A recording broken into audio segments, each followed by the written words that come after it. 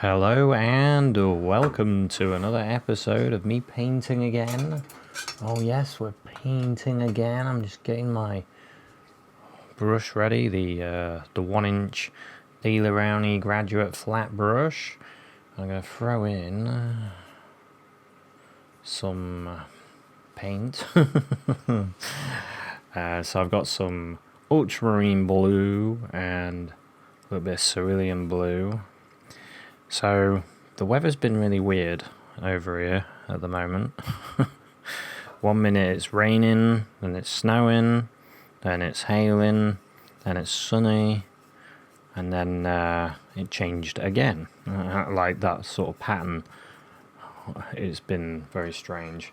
So I thought, I bet the clouds look amazing because of the complete changes of weather, and I was correct.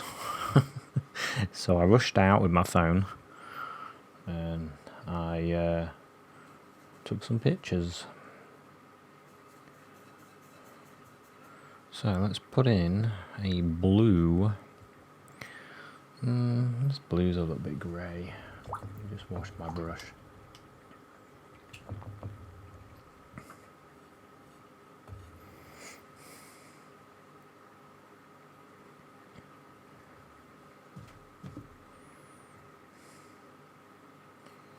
Maybe I'll just use ultramarine and white. Let's have a little look at that. Cerulean blue.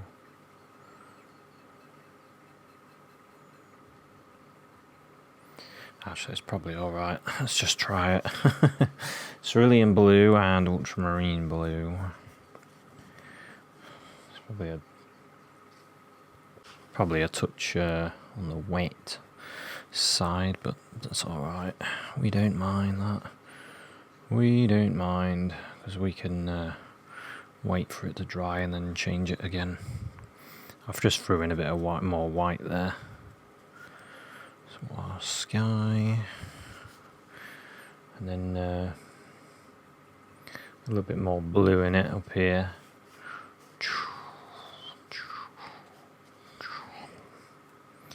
More blue at the top.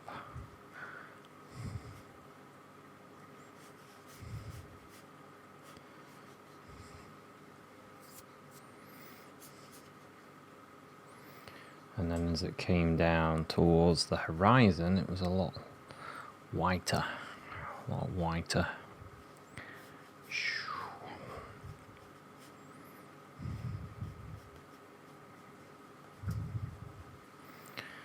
Yeah. Something like that. A bit more blue there.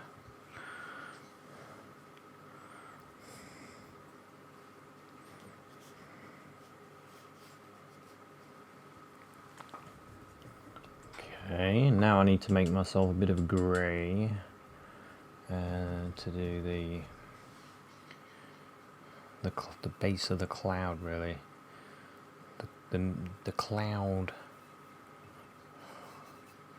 main colour, which is more of a grey. So with that blue mix, I just threw some brown in there.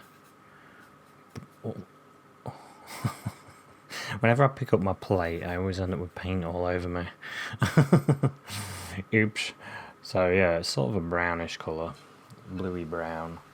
It's basically a grey, and that can be the base of the cloud, and then I can darken and lighten it. So basically, what I'm doing is washing my hands. So basically what I'm doing is putting in a mid colour.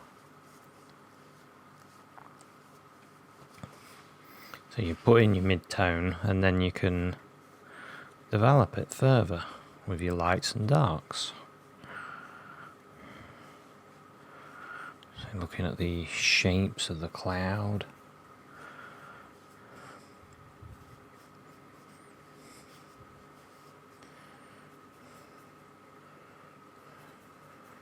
I'm using a photo that I took on my phone just as I was walking. I tried to set the camera up. And I did it all manually because because of the way the light was. Being a landscape though, HDR photography works well if you're into photography. It's when things move, that's when HDR doesn't work. I got this weird photo actually when I was uphill taking pictures, and I was taking a picture of this building, and I thought I'll do HDR because then I can get that more dynamic range. So I think it just takes multiple pictures and then puts them together. I think that's the basic of it. And I did. And this bloke looked like he was walking out of his body in the picture. It's really weird.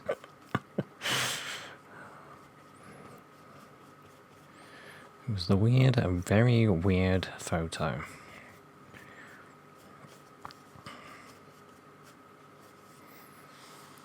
So we've got a nice strip of dark along here.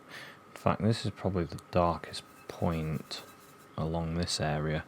So grab a bit of blue in my colour.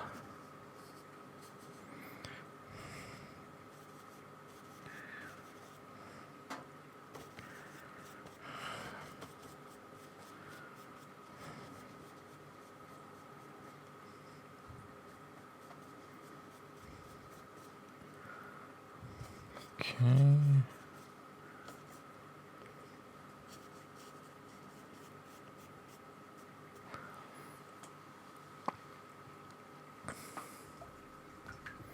And then below this cloud, it's a lighter cloud. So all I'm doing now, throwing a bit of white into my mixture and do the lighter colour, light grey sort of colour underneath here.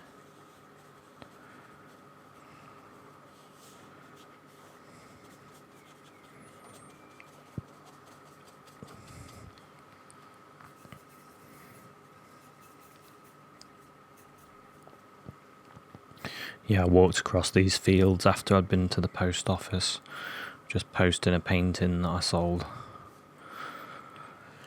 on good old eBay. So I know they take commission off you, but it's a good way to make an extra couple of quid here and there.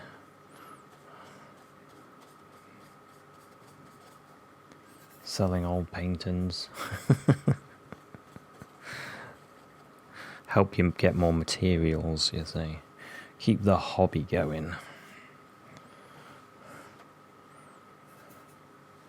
A little bit more light in there.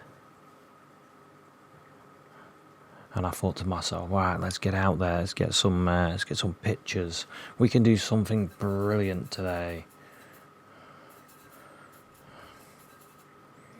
I'm going to lighten this cloud here.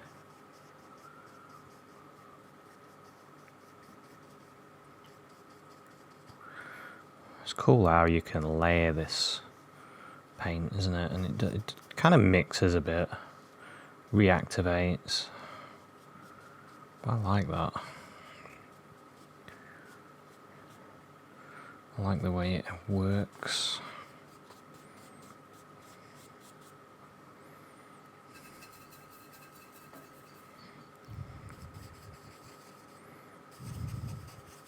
I didn't used to like watercolours.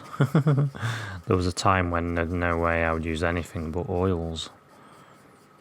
And then I started messing around with acrylics and watercolours and all sorts. Pastels. And then you start thinking, and then I got digital painting. And then you start realising that the actual things that you're using, the materials, are less important. It's more tones and colours. That's all I try try to think about. I mean, the materials do help in a way that you learn how to use them and manipulate them and have fun with them, and that helps your painting, doesn't it? So here we go. Let's I want to get the dark part down here again, so I've kind of lost it a bit. Just gonna do little strokes. Well, I was gonna. Something like that. It sort of goes down like that.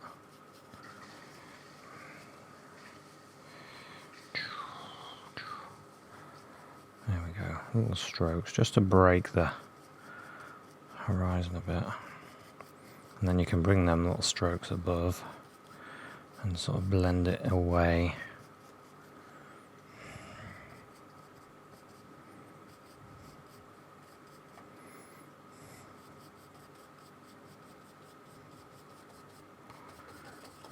Okay. Yeah, that does get the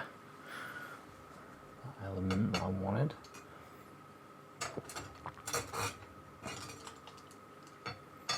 Switch brushes because I want to not that one. I want to start putting a bit of light in there. So we've done dark, we've done middle. We want some light. So this is the first light, not the main light. I'm going to start with one slightly lighter and then go lighter still. So this is just a bit of white in with that mixture, and going to pick out areas I can see.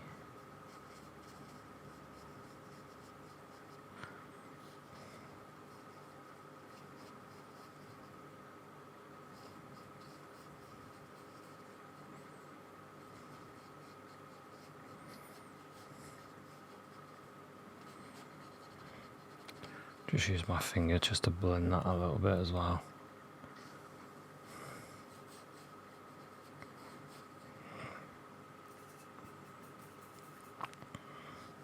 Get some cool looking colours.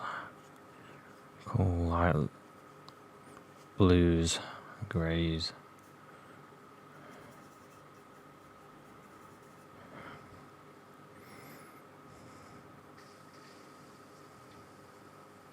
Get that fluffy, sort of a fluffy bit on the top there.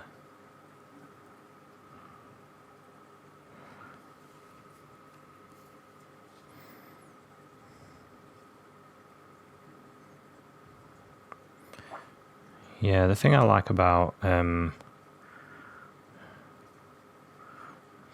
using these as well is you can smudge them quite quick. It's something I started doing with my oils a lot, using my finger to smudge them, and it's good to be able to continue that. The old smudging technique.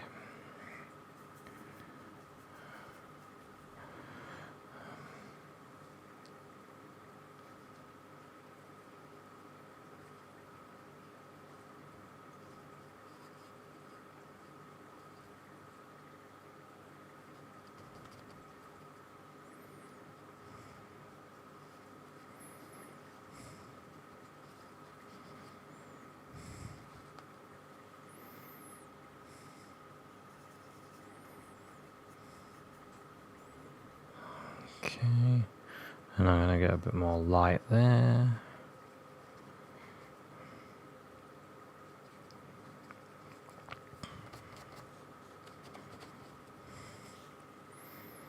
There's a light spot right there. There we go. There's some light that breaks this here. Yeah, I took quite a few reference photos of clouds. So I think I'll be doing a few clouds. Always finding things to paint. Always looking for ideas. It's good to have some reference pictures to use so I can keep making videos. I've been sculpting as well at the moment. Just trying to sculpt a dog, and then if I manage to do it, then I'm going to do something else, but make some videos on it. Because it's quite fun, actually. I've enjoyed it. It's challenging, but it's fun at the same time. Because I wondered if painting skills or whatever skills I have would be able to cross over into sculpting. And I've always liked, don't tell anybody, I've always liked playing with plasticine, so I thought it might be similar, and it is kind of similar. I put a little bit of blue in my colour there, a bit of blue in the white, because I can sort of see a bit of blue in that. Might be just an illusion, but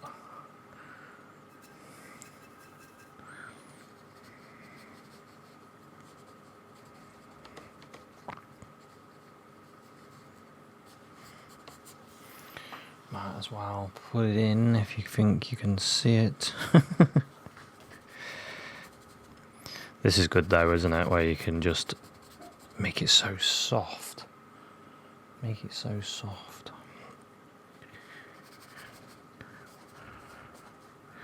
You can have those changes in colour just happening like that, and you can really soften it.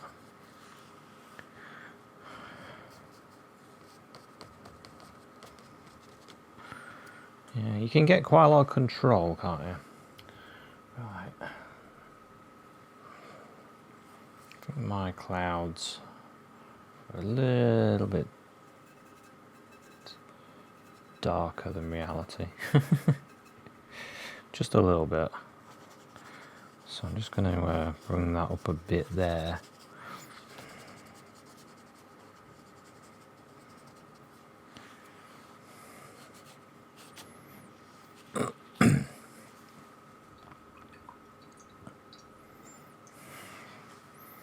Yeah, that's better.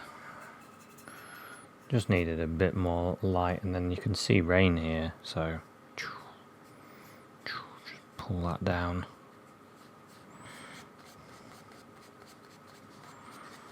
It's raining over there. Now I can put in some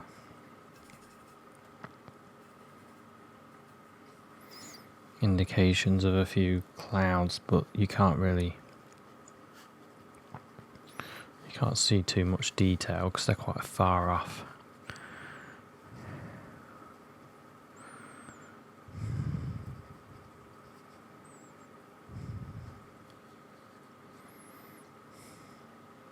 There's a hint of blue in this area.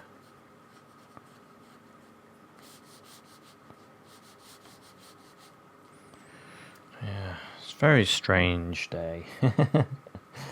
Strange day. Get a little bit more blue, I think. Does it need it? A bit more bluey light.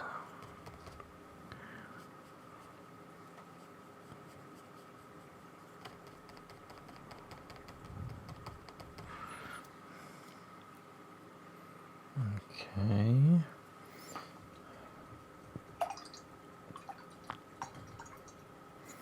I'm going to go for a little bit lighter now. Go for some of the whitest of the white.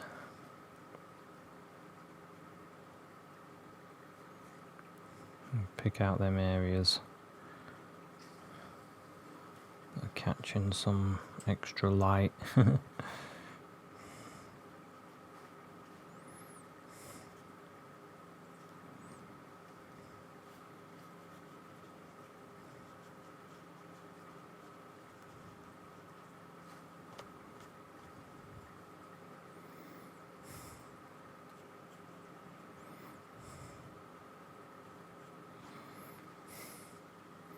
using quite a dry paint.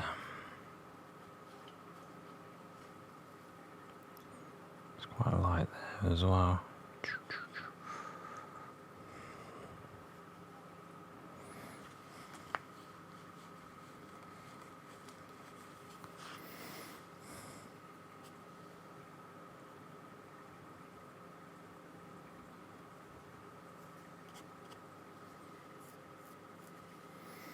Okay, use a little bit of this on these background clouds because they're sort of vanishing a bit.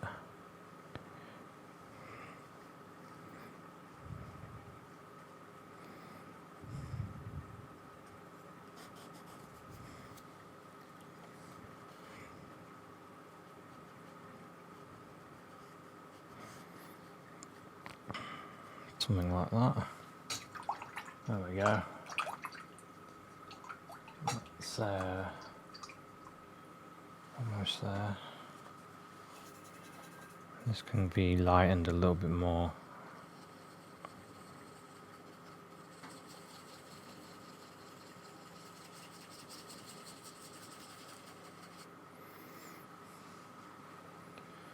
Something like that.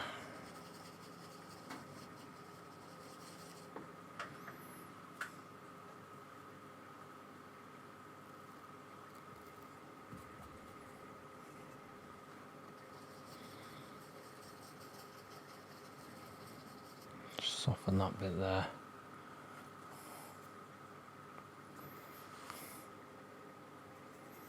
There is kind of a light bit like that there.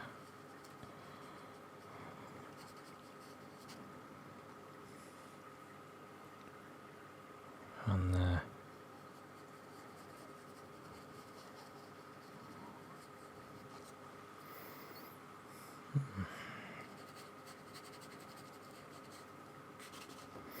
Yep. Okay.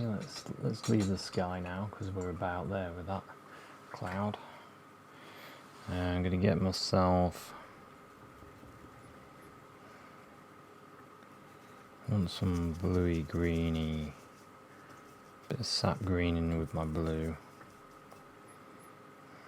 Maybe a bit of a red as well. Oh, actually.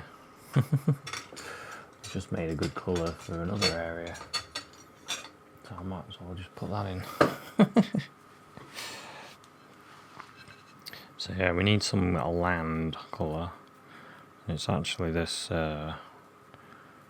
burnt sienna-y colour with a bit of green. It's going to be perfect.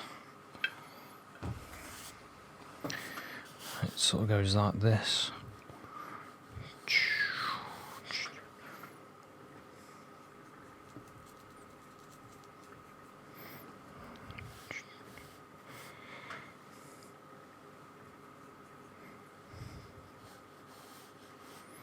All the way there and all the way there, like that.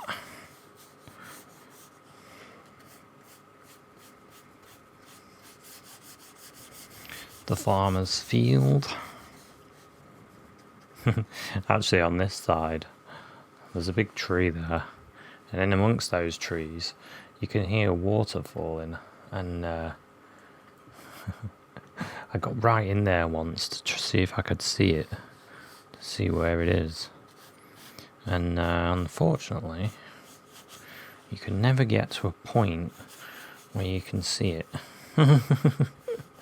Because there's so many nettles and things. It's just a little bit too much. We're on the other side of this path here. This way. Beep, beep, beep. That way. You can see some small waterfalls, but they're not.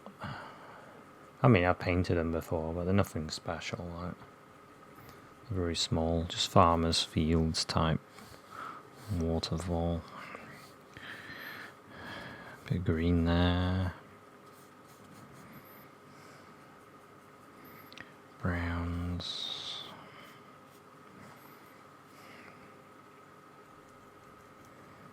Greens. Use this greeny brown actually for the background.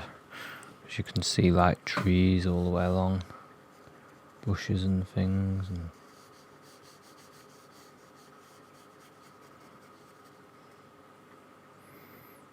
there's some different type of colours there, reds behind that hedge.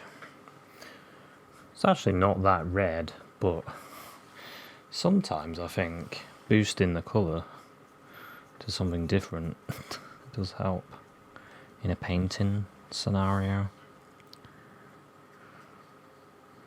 Let's get some of that background. Throw a bit of blue in that green just to darken it a bit. Yeah, that's probably better.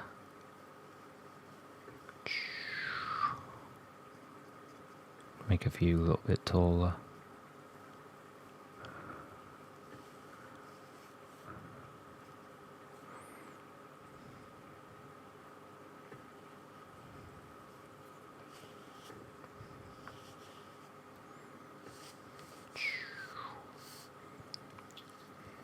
Okay, and that hedge can go on there, a bit of grass there. There we go. Well, we talked about that big tree on the side. We haven't painted it, so let's put it in. Might as well. You can see part of it anyway. There we go. Just touching with a brush.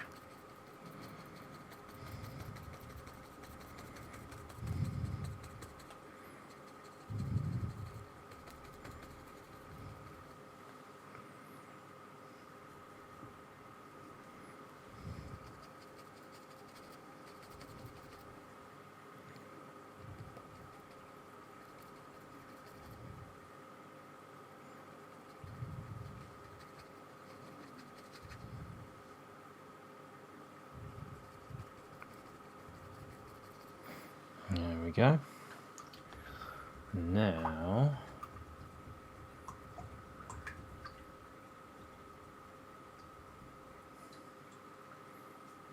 you can really see the atmosphere, can't you? I can almost feel like I'm out there again. So then there's got a bit of yellow ochre in my colour. I want to get a bit of light sort of there. Maybe I need a bit of white in it as well. It's sort of a light there, like that.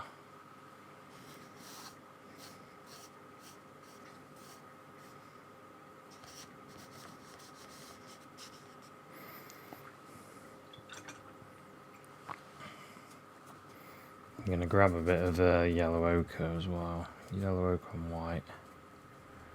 A bit more yellow ochre and white. There are some like patches of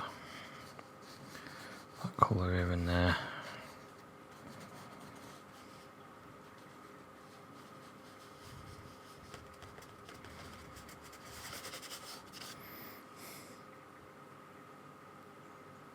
Burnt umber patches. It's just different colours in the soil, it's not all just one colour. Just put that in, make some changes, differences.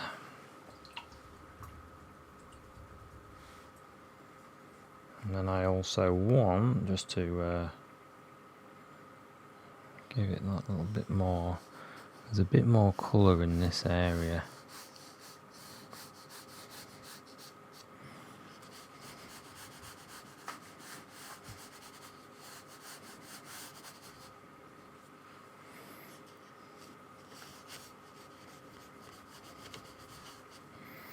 Something like that. And there we go.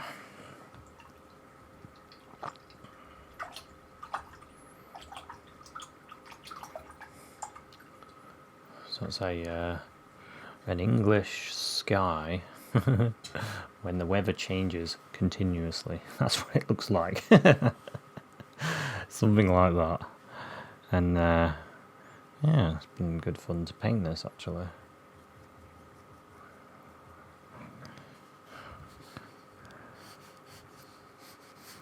So you always think that you have to do a painting that's got some kind of epic nature to it. I don't know why that is, but something simple like this can make a good scene, can't it? Can be of interest. Bit of different colours there as well. Break that one colour up. There we go, that's so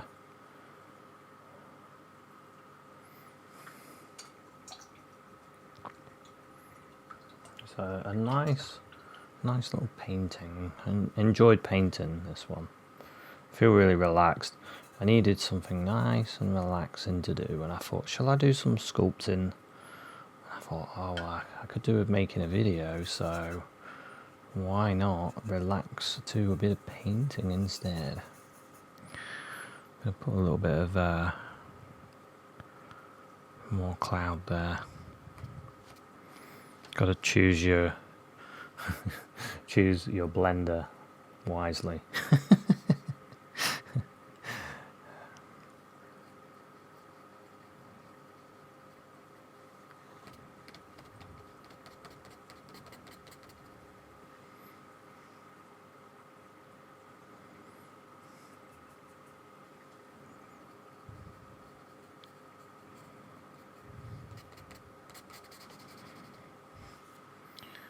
Okay.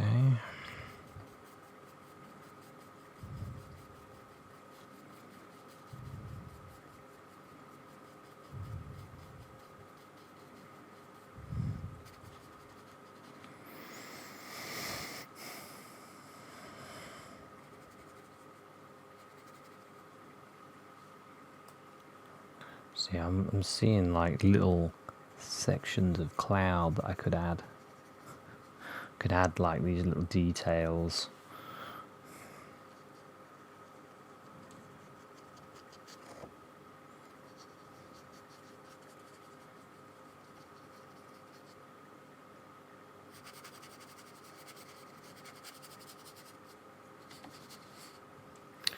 I think I will finish there. I think I've got enough information. Oh, there is actually a couple more bits actually. He says, oh, I'll finish there. Yes. We've all heard that one before.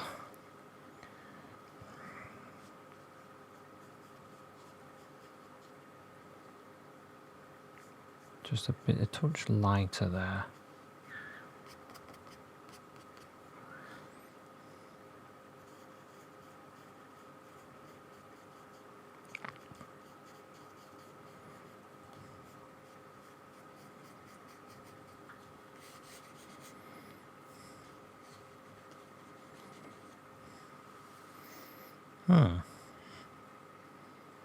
Yeah. That did actually make it better. Make it better too, then I just need that. That goes there. And there's another bit that goes here.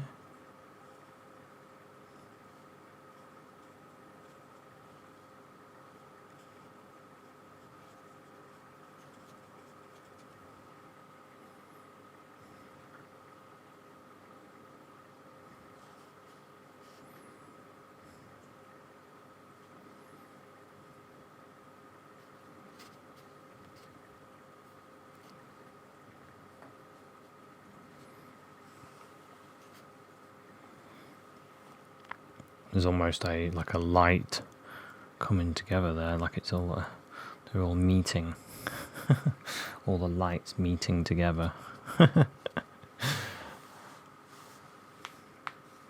Yep, there we go. So there we have a English landscape, when the weather changes all the time. The A million different types of weathers all in one day. Anyway, thanks very much for watching this one, and I'll see you at another one. Cheers, bye.